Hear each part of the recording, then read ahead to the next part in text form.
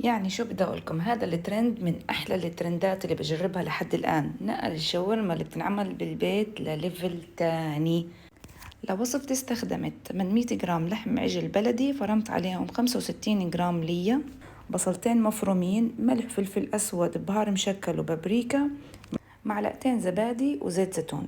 وبدعك المكونات كتير منيح. بقسمها لأربع كور بهذا الشكل، وبفردها على ورق الزبدة. بدنا ننتبه انه يكون ورق زبدة مو ورق الواكس، لانه ورق الواكس رح يلزق فيه اللحمة.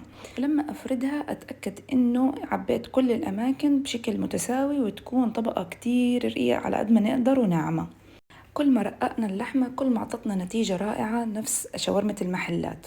بعد ما بفردها بهاي الطريقة واتأكد انه تعبت كل الزوايا، راح اتنيها بهذا الشكل. وبعدين راح أكرر نفس الطريقة للثلاث كور التانية.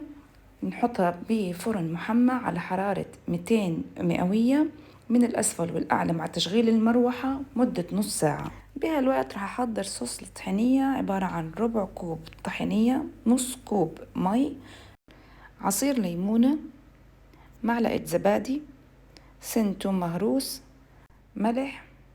بخلطهم كتير منيح، وهيك صوص الطحينية صار جاهز معي. وكمان حضرت البصل مع السماق والبقدونس. ولتحضير السندويش راح ننزل شرايح اللحمة، البصل مع السماق والبقدونس، شريحة من الفلفل والبندورة مع الصوص، وبعدين بسكرها. وهيك صارت جاهزة معي. طبعا في هاي الخطوة ممكن كمان تسقوا الخبزة من الزوم أو الصوص اللي طلع من اللحمة اللي في الصينية، وتعملوا لها تحميرة أو شعطة على النار. بس أنا صراحة ما صبرت وأكلت منها على طول. عن جد خطيرة، لازم تجربوها.